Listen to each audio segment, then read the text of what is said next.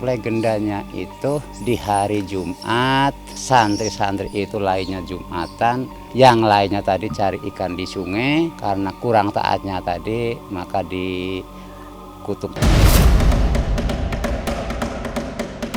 Berada di Desa Cakakak, Sakanunggal, Kabupaten Banyumas, inilah monyet jadi-jadian yang takut pada sebuah ban. Ada sekitar ratusan monyet yang jinak dan senang jika diberi makan oleh para peziarah di kawasan Sakanunggal. Namun, jumlah monyet tersebut selama ratusan tahun tidak pernah berkurang dan bertambah.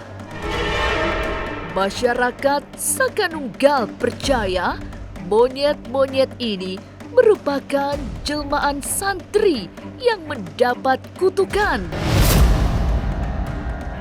Benarkah demikian? Lantas, mengapa warga Sakanunggal membuat pagar sepanjang 1 kilo tanpa berbicara? Jangan dulu berlalu, masih akan ada banyak keganjilan terjadi di sini. Dan jangan lupa subscribe, like, share, dan komen agar tak ada yang terasa ganjil di sekitar Anda.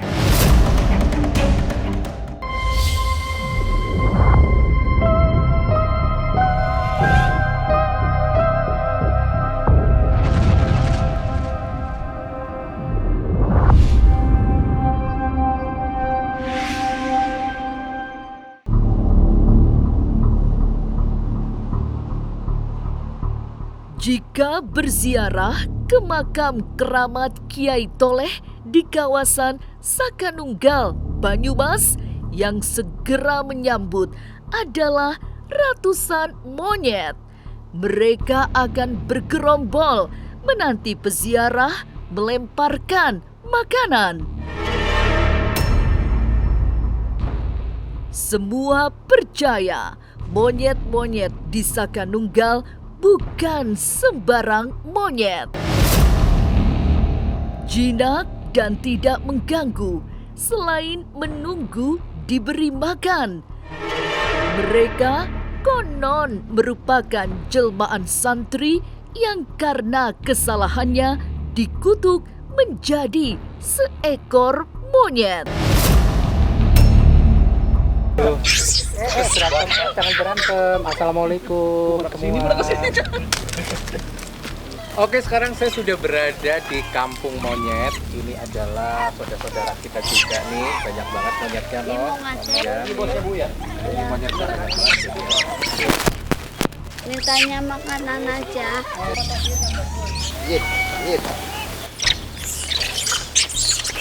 Waduh. Wih, keren. Assalamualaikum, saya Ageng Giwi. Saya mau cerita, ada salah satu cerita yang sangat unik dan sangat mitos. Itu ada di Desa Sakanunggal. Sakanunggal ada di mana? Di daerah Cikakak, Kabupaten Banyumas. Nah, di mana banyak sekali monyet-monyet ini. Nah, monyet-monyet ini konon ceritanya adalah monyet jadi-jadian yang dulu itu konon nih ceritanya ya, itu murid-muridnya Kiai Solih atau terkenal dengan namanya Mbah Solih. Katanya sih dulu itu temennya pada Jumatan katanya, tapi dia nggak Jumatan, mungkin Dikutuk gitu ya? Ya mungkin. Konsep legenda, cuma dalam hal ini cenderung mengarah ke filosofi. Ketika untuk pendidikan anak, ketika menjadi santri harus taat kepada imamnya, kepada kiainya, kayak gitu di sebenarnya. Kalau di konsep legendanya itu di hari Jumat, santri-santri itu lainnya Jumatan, yang lainnya tadi cari ikan di sungai. Dari itu karena kurang taatnya tadi maka dikutuk jadi muat. Itu legendanya kayak gitu, legenda. Cenderung kalau uniknya di sini, dari ratusan tahun yang ada sebenarnya ada nilai pertumbuhan stagnan.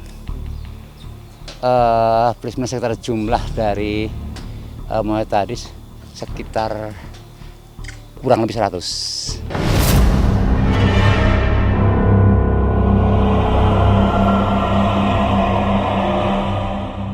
Kawanan monyet akan turun ke jalanan jika ada peziarah datang. Mereka menanti diberi makan, cukup lemparkan makanan ke jalanan. Setelah itu, gerombolan monyet-monyet itu akan datang berebut makanan. Tapi jika tiba-tiba menggelinding ban motor, kerumunan akan segera pecah karena kawanan monyet ini akan lari tunggang langgang. Monyet-monyet ini nih, kalau kita kasih makan dan dia traumanya dengan ban motor atau bentuknya ban. Karena kalau ada ban, dia langsung buru-buru lari. Konon ceritanya, mitosnya, bahwa monyet ini pernah tertabrak mobil. Sehingga kalau dia ngeliat ban, dia akan kelari ketakutan. Kepengen buktinya? Ayo coba kita buktiin. Nih, pemirsa, saya coba kasih makan dulu ya. Bener nggak dia kalau misalkan lihat ban langsung pada lari ketakutan ya? Coba kita kasih makan dulu nih. Bannya ya, coba bannya.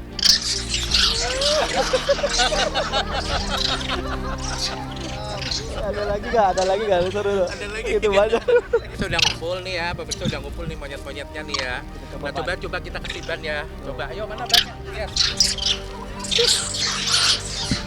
Sini lagi. Coba ya pemirsa nih ya, saya mau ngasih makan tapi saya mau megang ban, dia berani nggak? Di dalam ban coba. Nah, tuh di dalam ban nih, coba berani nggak dia? Nah, tuh nggak berani tuh.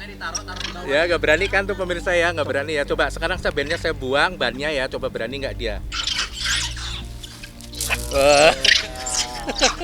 Nah, itu ceritanya.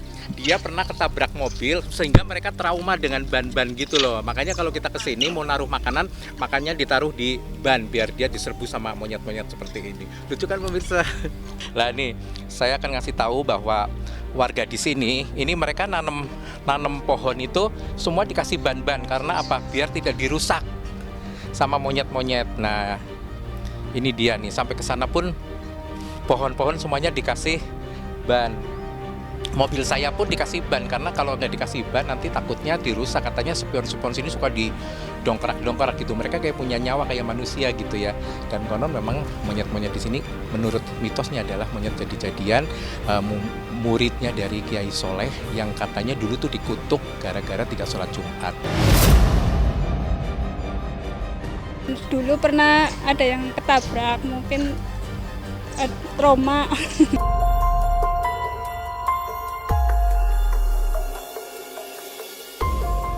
Monyet-monyet yang biasa menjadi hiburan para peziarah memang menjadi bagian dari sejarah Sakanunggal, lengkap dengan Masjid Sakanunggal yang didirikan oleh Kiai Toleh.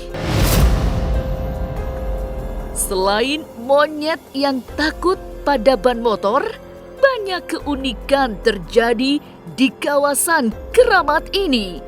Misalkan saja, di setiap peringatan Isra Mi'raj, 1000 warga akan berkumpul membuat pagar sepanjang 1000 meter tanpa berbicara dan harus selesai dalam setengah hari.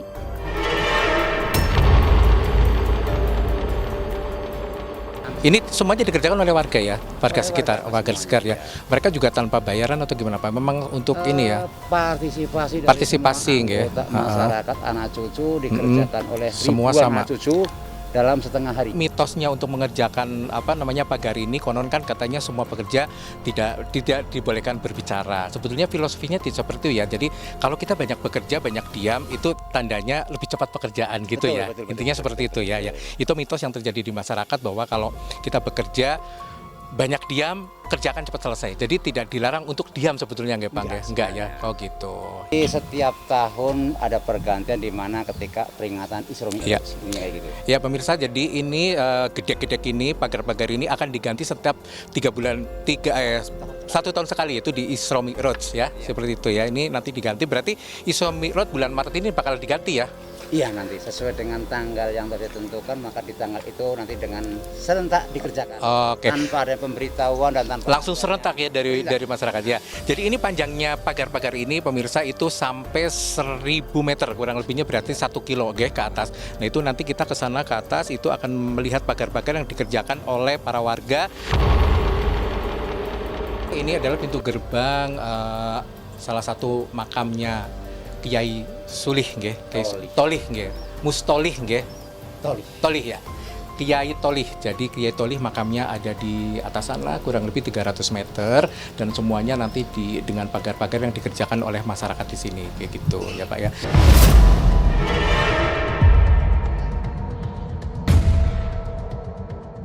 Masjid Sakanunggal, Kampung Sakanunggal, dan monyet-monyet di kawasan Sakanunggal adalah satu kesatuan. Semua saling terkait, bertalian dengan sejarah Kiai Toleh. Lalu, bagaimana dengan monyet-monyet di makam Solear? Jangan kemana-mana, tetap subscribe, like, share, dan komen agar tak ada yang terasa ganjil di sekitar Anda.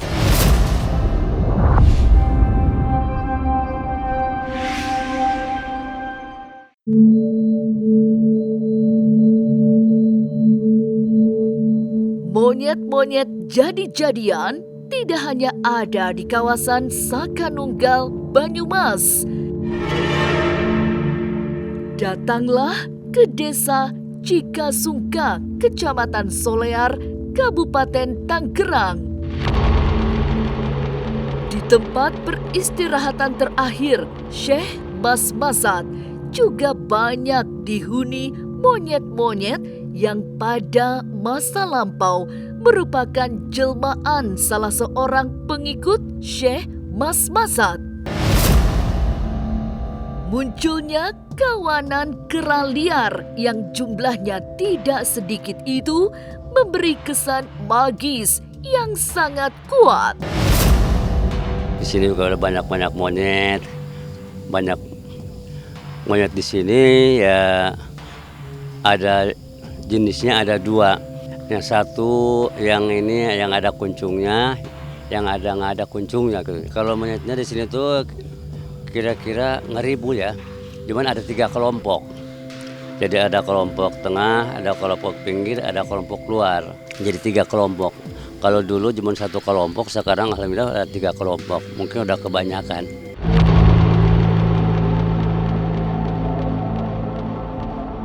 Juru kunci makam Syekh Mas Masat tidak paham sejak kapan kawanan kera itu mulai menghuni keramat Solear. Apalagi para leluhur masyarakat di sekitar makam berkisah bahwa monyet-monyet liar itu sudah ada sejak ratusan tahun silam. Semula hanya beberapa monyet, tapi kemudian berkembang biak menjadi sangat banyak sehingga memisahkan diri dalam 3 kelompok. Kalau kera itu menurut cerita buyut bapak tuh ya, pertama karamat ini diurus monyet sudah ada. Cuman kalau dulu cuman hanya 40 nilainya. Mungkin ya beranak-beranak ya sampai sekarang ya udah nyampe 1000 lah kurang. Karena kelompoknya juga udah ada 3 kelompok. Yang 1 kelompok ini paling di dalam keluar ke tempat parkir. Kalau yang rombongan 1 rombongan tuh ke kampung-kampung. Dia tuh yang masuk-masuk ke rumah orang, ke kebun-kebun. Bahkan orang di sini udah nggak bisa nanam apa-apa. Habis sama monyet. Kalau menurut Bapak, pertama karamat ini diurus, semuanya itu sudah ada. Jadi nggak ada yang tahu sejarahnya.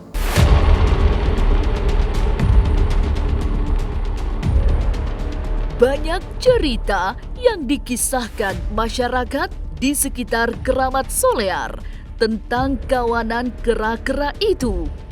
Ada yang menyebut sebagai jelmaan makhluk halus dan ada pula yang meyakini sebagai seorang prajurit kerajaan yang dikutuk karena berkhianat.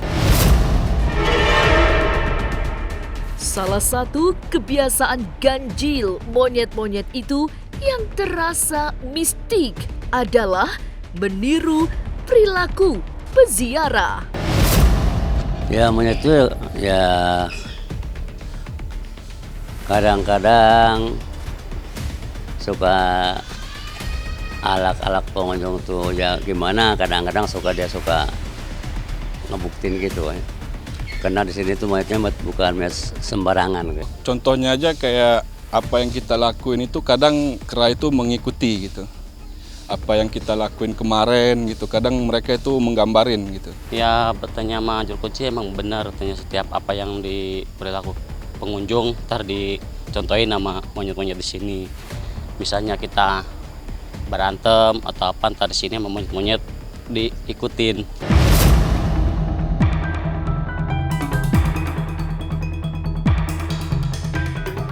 Aura mistik memang terasa di sekitaran Keramat Solear. Apalagi kawanan monyet liar yang menyambut para peziarah yang menegaskan kekeramatannya. Lantas, seperti apa suasana di makam Syekh Mas Mas'ad?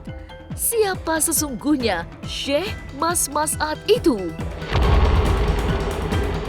Jangan kemana-mana, tetap subscribe, like, share, dan komen agar tak ada yang terasa ganjil di sekitar Anda.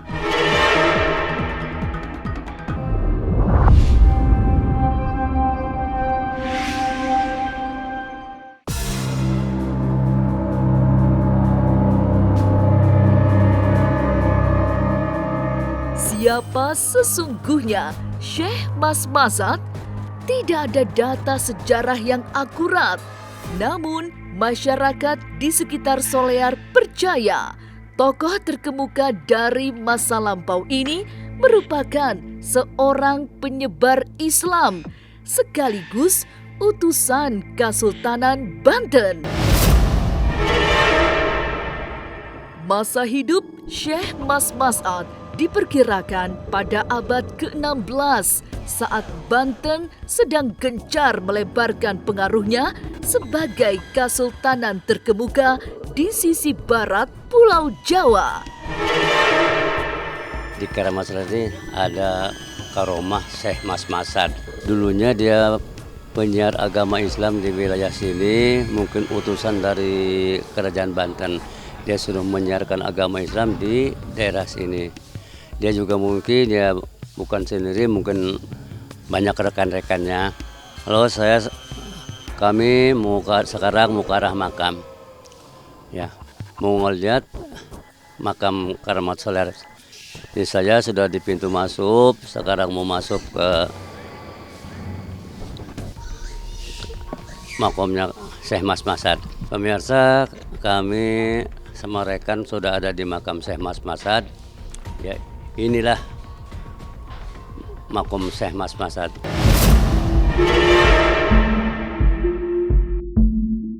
Keramat Solear memang bukan kawasan biasa. Pengaruh mistik sangat kuat dirasakan para peziarah. Meski tidak ada data valid tentang Syekh Mas Mas'ad yang dipusarakan di tempat ini, mereka yang biasa berziarah meyakini ada karomah yang besar dari sosok mistik dari masa lampau itu. Sampai jumpa pada episode selanjutnya dengan kisah-kisah ganjil setiap hari Senin, Kamis, dan Jumat pukul 5 sore. Tapi sebelumnya, jangan lupa subscribe, like, share, dan komen agar tak ada yang terasa ganjil di sekitar Anda.